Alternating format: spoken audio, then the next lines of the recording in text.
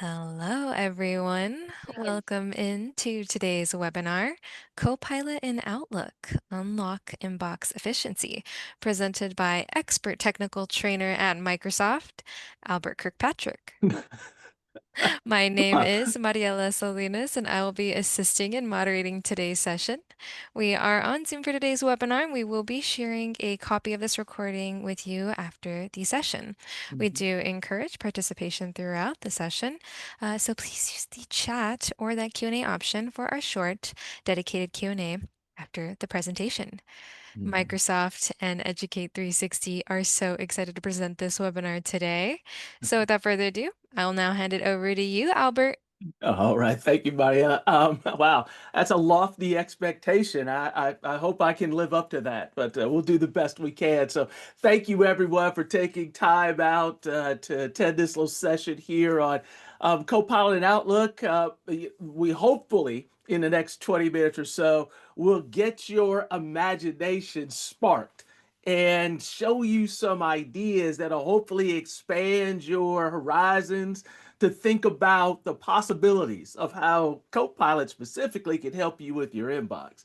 So, in that spirit of imagination, I want you to take a look now at your inbox. Go ahead and pull your inbox up. Now, that might be scary for some of y'all. You don't want to look at it right now, but take a look at your inbox. And what I'd like you to do is imagine you have an AI assistant that could be beside you in Outlook right now.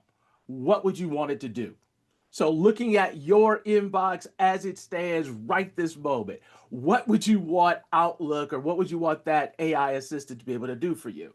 Now, hold that thought because we're going to come back to that towards the end. But I want you to get you thinking about that or thinking about that conceptually. But I always like to start these seminars with a brief kind of little session about what Copilot is and what it does. Oftentimes we think of technology as being for the technologist, right? That technology requires you to have some deep technical understanding to be able to leverage the most out of that. Well, Copilot and AI are very much not like that. It's designed to empower every user. So whether you're in sales or finance or operations or HR, there's some way that, especially with messaging and with Outlook, there's some way that this technology can help empower you. And that's my goal. The goal of this seminar is like, how can I help empower you in that way? You'll see Copilot as sort of that trusted advisor that works like an everyday companion. And the real trick to Copilot, right, is understanding that it was engineered to not really look and act like technology.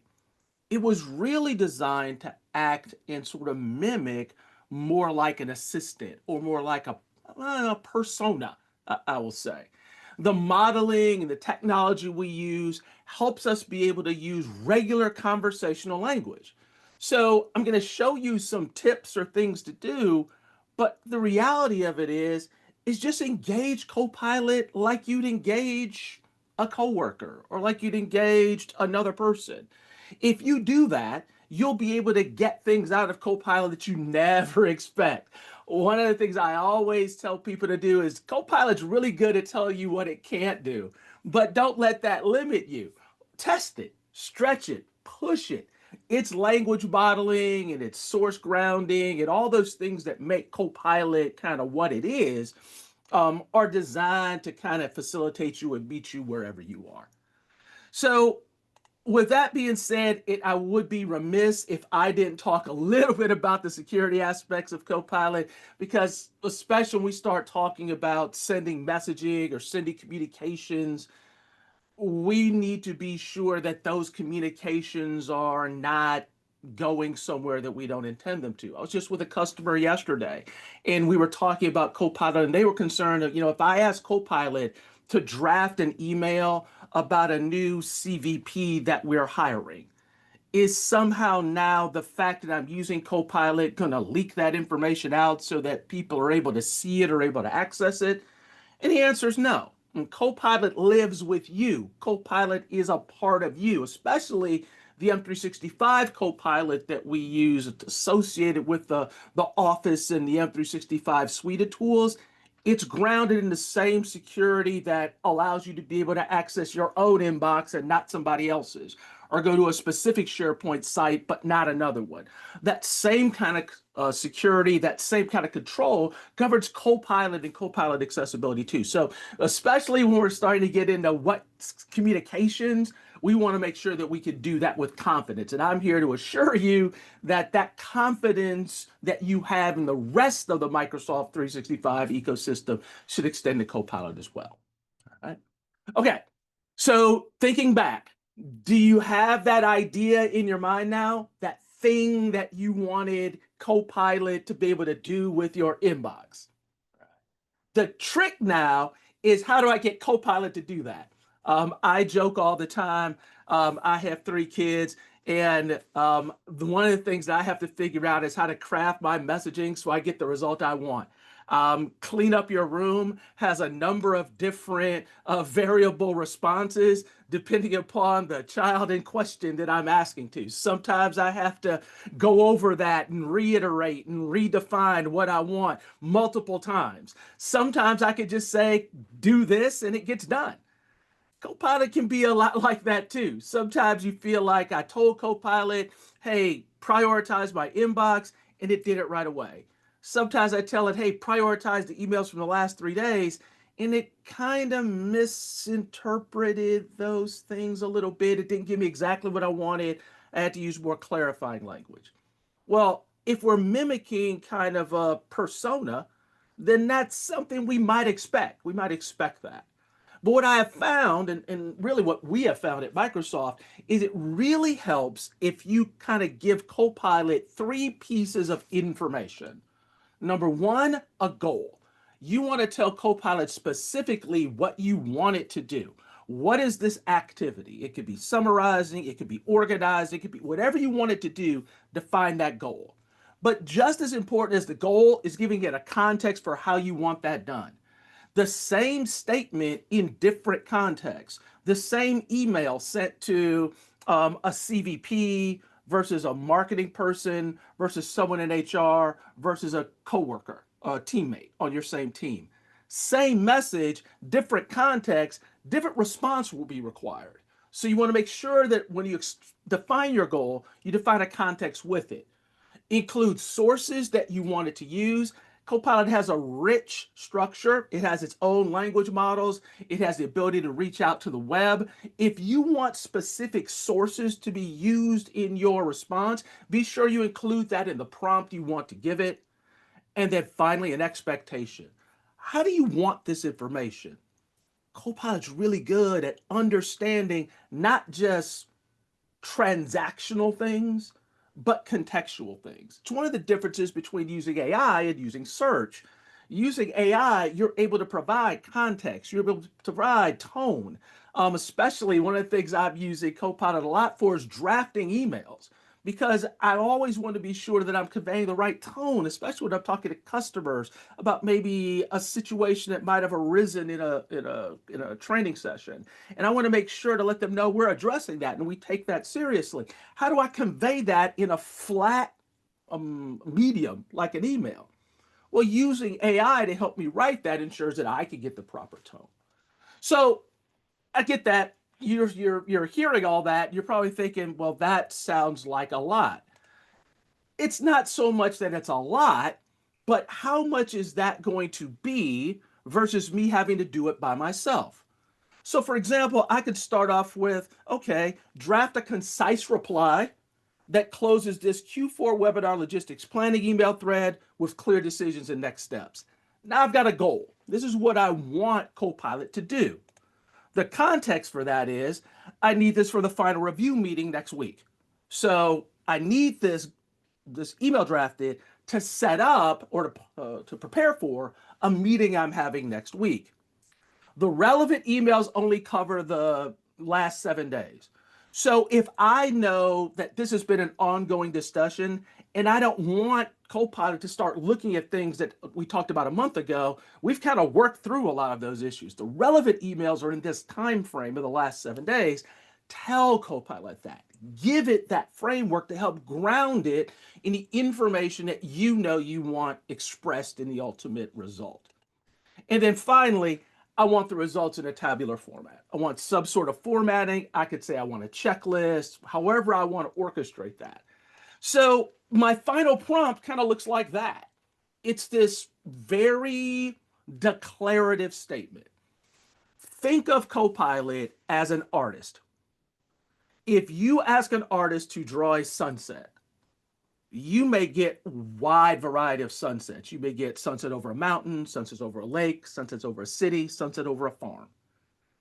If you don't tell it, I want a sunset over the Sierra Nevada mountains, then you're leaving it up to Copilot's artistic impression to kind of fill in the gaps of what you meant by a sunset.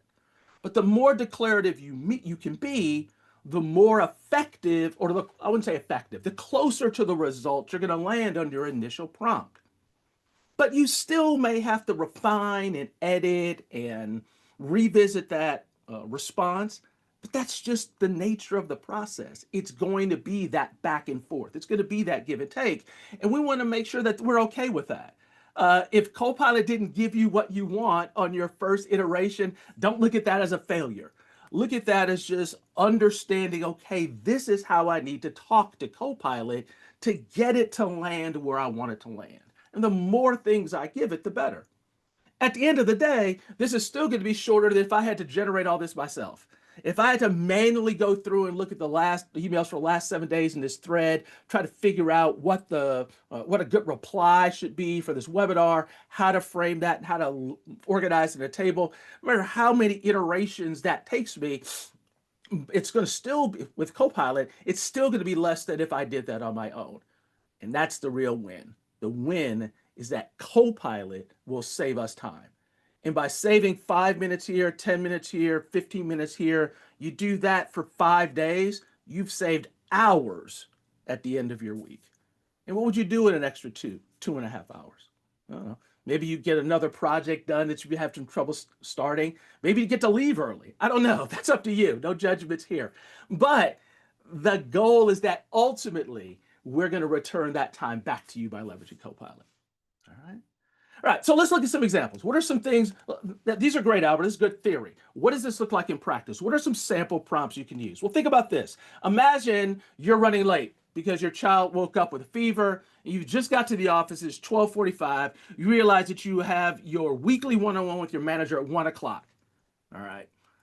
You're wanting to get a little bit of preparation around that. So you want a quick summary of your most important communications in the past week. So how about this? Summarize my 5 most important emails from the last 7 days for each listed sender, a 1 sentence summary, urgency, and a single action I should take. So what does that look like? So I've got a pretend inbox here. I am playing the role of Amber Rodriguez, excuse me, at this moment. So this is Amber's inbox. I'm going to open up Copilot. I'm going to take that exact prompt and run it right against her inbox. All right. So I'll drop that in, paste that, and we'll see what it does. I used a smaller set of data here just to save time. This would work if I had 11 emails or 1100 emails. It just obviously would crank through a lot longer. So you can see what I asked Copilot to do, and here I'll spread this out just a little wider. Uh-oh. Oh, sorry. And this happens. So Copilot says, I didn't find any emails marked important. So once again, language. Let me summarize them by relevance then and retry that. And this is that subtle nuance of language. I'll show you something funny where I asked Copilot that same prompt the same way earlier today, and it gave me different information. But I love how Copilot says, well, I didn't find this. Do you mean this? Will this verbiage, this language work for me? And that's part of the conversation. But now I land where I want. I get an email, a brief summary, its urgency, and next steps or next actions. Urgency, next action, summary, who sent it, and so on. Real easy, real simple, but it's a way to get through or cut through the clutter. I've had that not necessarily with a sick kid, but coming back from vacation We all have that Sunday evening dread about what's my email inbox going to look like when I open it up on Monday. Use something like this there. Say, like, hey, I've been on vacation for the past 7 days or 14 days. Summarize my emails in that time period. You can always create subtle variances on that prompt, and that's what we talk about here. We can summarize conversations with a customer, with a vendor, with a group, with coworkers, however that might work. All right, neat. All right, so let's look at another scenario. Imagine you get dropped into a multi-message thread. That never happens to anybody. That is kind of circling. You need to close it down with decisions and owners. All right. So what about this? How about draft a concise reply to this email thread that lists the key points, answers each question in bullets, proposes next steps with owners and due dates by Friday, and keeps the tone friendly, professional, and under 120 words. Think about what we talked about as our four elements of a prompt: goal, context, sources, expectations. This prompt kind of has all of those. I need to draft the reply. The reply needs to be the reply needs to list key points, answer questions. It needs to have a professional tone. It needs to be or be under 120 words. I can use this not just in a scenario like this, but anytime I need to like bring together things or set up deadlines or anything like that. If I need to follow up with a customer or follow up with a manager or follow up with someone, anytime, especially when you're having to look through multiple emails on a given topic, it organizes or understands that context with that thread. So here I'm in the go to market strategy email, and you can see that there's been several emails along this thread. Now I can select that thread, go in here and ask it to draft the reply, and let Copilot do its magic. And what I get, summary, here's the team, here are the key points pulled out of these 5 emails, answers to the questions that arose in there: sustainability, retail partnerships, corporate programs. And then it takes the people in that meeting and it looks at the questions that were, excuse me, in that email thread, looks at what was raised during that thread, and then leverages or understands that, okay, based on that conversation, here are some things that I should do. Here are some suggestions of actions for them to take. Should always go over this though. Remember, Copilot is an assistant, it does not replace you. So I always tell people, if you think that Copilot may have missed something or may have misinterpreted something, a little tagline you can add to the end of your prompt is, and verify that your assignments match the tone or the statements that were made within these emails. You could always add a check at the end. You could always add something at the end to have Copilot go back through before it displays its results to you and verify those results. But we're not trying to replace your own judgment here. We're just trying to aid and expedite you getting to the conclusion you want to get to at the end. All right, cool. All right, so let's try one more. An email thread with multiple stakeholders seems to be raising more questions than it's answering. You feel it would be great if we got everyone on the same call to discuss things in real time. So what never happened, I'm sure, to you all, but I've actually been in email threads and I'm thinking, seems like this would be a great time for a meeting. Why don't we just create a meeting from this? So let's create a meeting agenda. So I'll propose a meeting. This would be really good for a call, folks. Let's create, but before I can get people to join the call, I kind of got to give them a reason to do it. So let me throw a meeting agenda together. Let me create a 30-minute meeting agenda based on this email thread.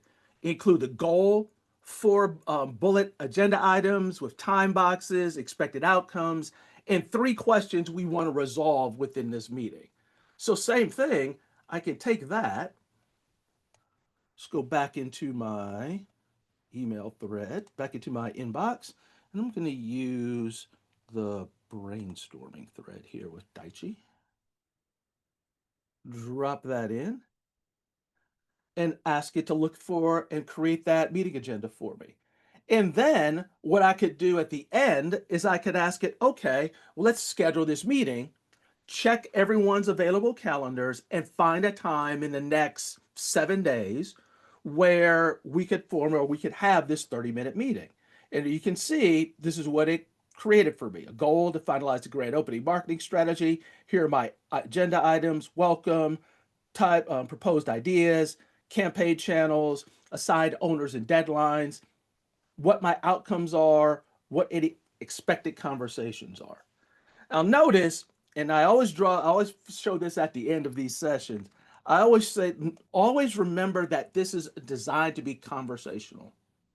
Copilot's great strength is that it recognizes and understands context. So as you communicate with it uses its knowledge of, okay, meetings, marketing meetings, agendas, and it starts asking, okay, well, do you want me to draft an email to send? Do you want me to get into more detail on expected outcomes? It may lead you into areas or discussions that you hadn't thought of on your own. So these are just some very simple little things that you could do based on things that come up day to day. But the reality of this is that anything that you would have to put your own time investment in to kind of organize and sift through all the different data that we have in Copilot, excuse me, in our inbox, we can use Copilot as a tool or a service to kind of help do it for us. And that's the idea, is to save us time or to eliminate inbox clutter. I wish I could promise you that your inbox would always be like no unread messages and it would always be clutter free. We're not going to get to that point yet. But what it can do is help make your use of time to make that clutter get a little less burdensome, a little more manageable, let you get to that point faster. All right.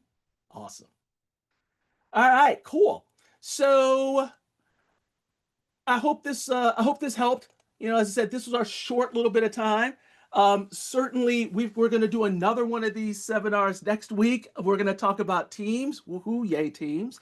And I'll pass it over to Bariella. She can tell you about what things the folks at New Horizons have coming up if you want more of this type of co-pilot training.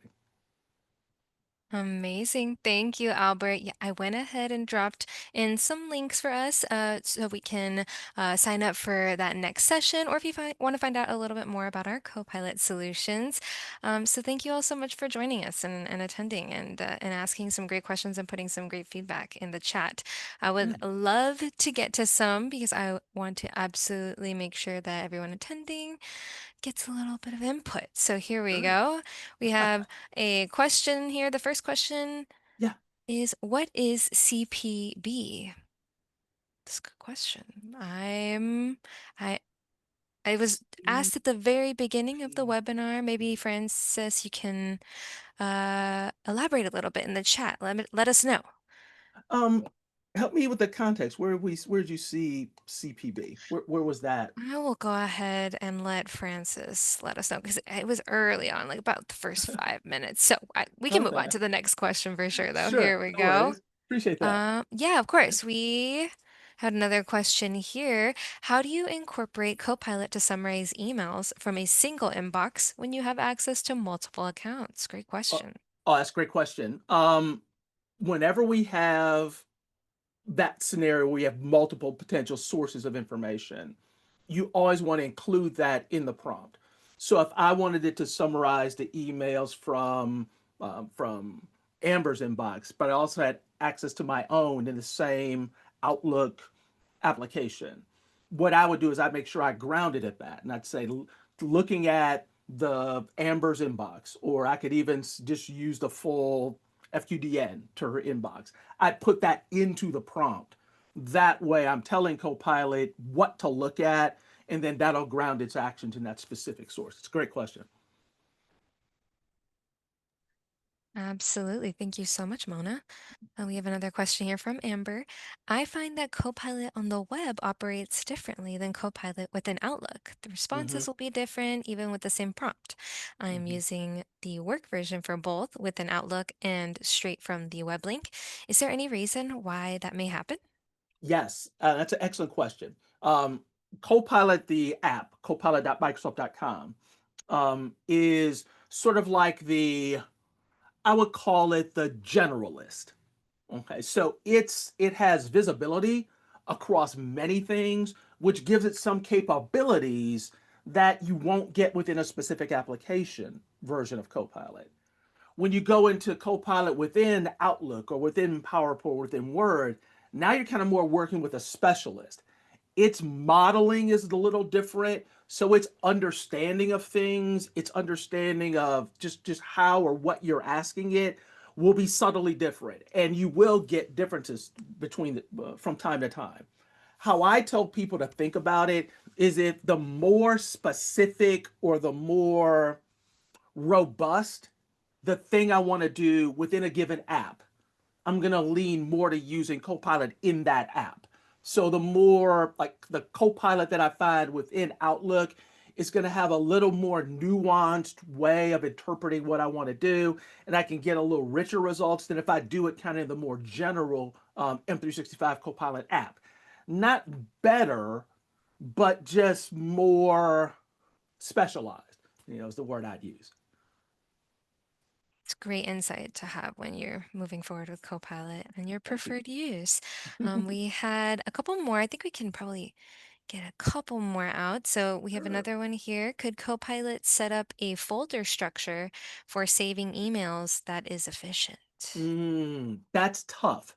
Not inherently as Copilot is now. What you're getting into now, that agentic nature of Copilot, where you sort of use Copilot to do other things outside of kind of Copilot's space, tying it into like agents.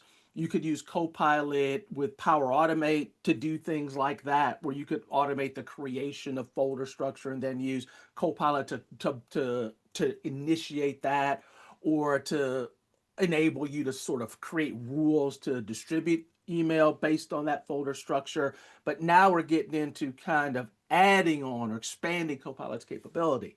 So that agents would help you a lot with that, or using Copilot in conjunction with other tools like Power Automate. Excellent, excellent insight. We had a couple more come in, and a Yeah. couple of them are super similar. So I'm going to combine these two. If Copilot is not showing up in my Outlook toolbar, is that likely a setting within my organization? Um, Hmm. and then another question asks if I have it in Teams, but I don't have it in Outlook, what does that mean? Okay. One of the things you have to look at is your version of Copilot. Excuse me, version of Outlook. You need to have the new version or be running the new Outlook to be able to get the Copilot embedded there. It also could be a function of your licensing. If you have the Copilot M365 license, which probably you do if you see it in Teams, I'd check to see if you have that little slider at the top of Outlook that says you're using the new version of Outlook. If not, and everything looks right, I'd check with your Copilot administrator to make sure that your Copilot licensing is set up correctly. Always a good thing to double check, Hmm. 100%. Alrighty. We have another question here from Kendra. My prompts say that I need to upload the emails that I want to review. This doesn't seem to be the case with what Albert is showing. Is there Right. something that Kendra is missing? Great question. Yeah, that's one of those Copilot. That's most likely a Copilot licensing thing. Like Copilot is not seeing your inbox. Um, I would check once again with your Copilot admin to let them make sure your licensing is correct. Because if the agent or Copilot is telling you, I don't really have permission or I don't have access to your inbox based on how you're logged in, and that's often some sort of mismatch there between the two. Excellent. Alrighty, this will be the last one since we're already at time and I want to be mindful. Is there a maximum length for the data points it can look at? Actually, no. Not if if it's in your inbox. So if it's in your inbox and you don't put a time parameter on it, it won't. The challenge though is what'll happen is you'll wind up with prompts taking a really long time, and you wind up with them sort of bringing in data that you may not necessarily want. I always tell people put a time frame parameter within what you want for Copilot. So even if you know you want any messages from this person, you really want any messages from this person in like a period of time, or on a particular subject. Always include that kind of stuff in your prompts. It makes the prompts work more efficiently. Okay. And, and, Fantastic. and I'll slide one more little bonus tip here right at the end. Copilot works way better with positive statements than negative ones. If you ever want Copilot to do something, if you don't want Copilot to do something, be more specific about what you want it to do as opposed to telling it not to do something. Not is kind of a hard thing to logic out sometimes, but declarative positive statements work a lot better. Excellent takeaways. I love that. I think positive reinforcement, even for the large language models, are perfect. Exactly. Alrighty. Well, thank you so much, Albert, for your fantastic insights today. And thank Appreciate you it. so much to our attendees who joined us. I'm so glad you all took the time to learn a little bit more about Copilot and Outlook today. And I went ahead and dropped those links in the chat if you want to learn a little bit more about our Copilot webinar series, or want to visit us at newhorizons.com. Get on over here. Don't be shy. But we had a couple questions about the recording. Be on the lookout after this session for a recording. There will be a link sent so you can review all of these amazing tips whenever you get the chance. So thanks again for joining us, and thanks again, Albert. You're welcome. Thank you all. Appreciate it. Have a Alrighty. great afternoon. Likewise to everyone here. Have a great rest of your week. We'll see you all very soon. Bye.